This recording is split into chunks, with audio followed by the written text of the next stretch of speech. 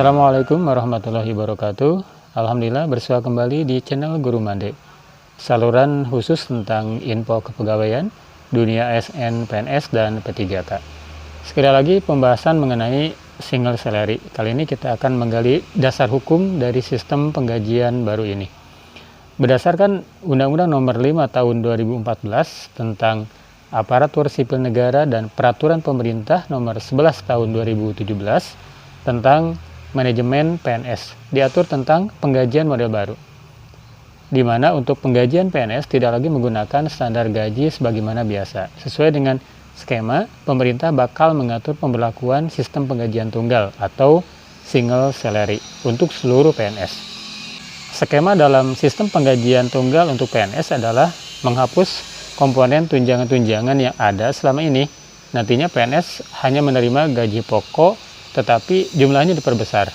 Dengan skema tersebut, tunjangan anak dan istri, tunjangan beras, dan tunjangan-tunjangan lainnya sudah dimasukkan semua menjadi komponen gaji pokok. Khusus untuk tunjangan jabatan atau tunjangan fungsional tetap diatur secara terpisah seperti saat ini. Pemberlakuan gaji tunggal atau single salary ini diambil karena range atau selisih gaji pokok PNS antara golongan terendah hingga tertinggi tidak terlalu jauh. Saat ini gaji pokok PNS berkisar antara 1,5 juta per bulan hingga 4,5 juta per bulan. Dengan perbedaan yang tidak terlalu jauh tersebut, PNS tidak tergerak untuk meningkatkan kinerjanya sehingga bisa naik ke golongan selanjutnya. Rank yang ideal antara gaji PNS terendah hingga tertinggi minimal 10 kali lipat. Jika misalnya gaji yang terendah adalah 1,5 juta, berarti gaji tertinggi bisa sampai 15 juta. Usulan gaji tunggal ini pernah diungkapkan Wakil Ketua Tim Independen Komite Reformasi atau Komite Reformasi Birokrasi, Profesor Dr. Sofyan Effendi pada saat pembahasan RUU ASN tahun 2014 lalu, bahwa sistem gaji tunggal itu telah menggabungkan gaji dan tunjangan menjadi satu nomenklatur. Selain gaji dinaikkan sesuai dengan jenjang jabatan, maka tunjangan akan diturunkan menjadi 10-15% dari gaji.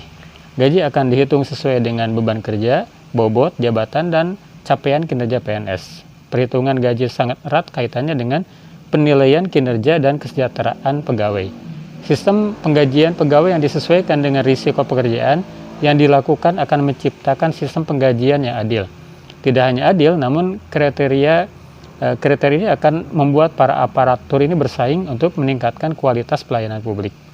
Jika sistem penggajian tunggal atau single salary sistem ini akan diberlakukan bagi PNS, maka sistem ini akan lebih memihak aparatur karena berdasarkan kepada standar kelayakan hidup.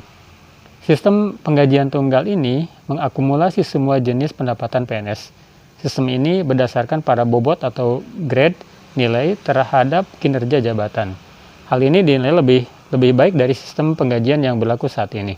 Karena sistem penggajian PNS saat ini terdiri dari jabatan, kinerja, grade, dan juga step.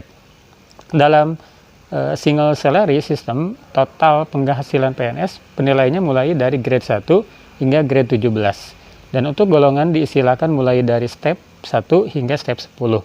Contohnya untuk PNS golongan tertinggi yang masuk grade 1, step 10, gaji bersih minimal sekitar 5,4 juta. Sedangkan PNS yang menempati grade 17 di step yang sama, maksimalnya bakal menerima penghasilan bersih hingga 57,2 juta.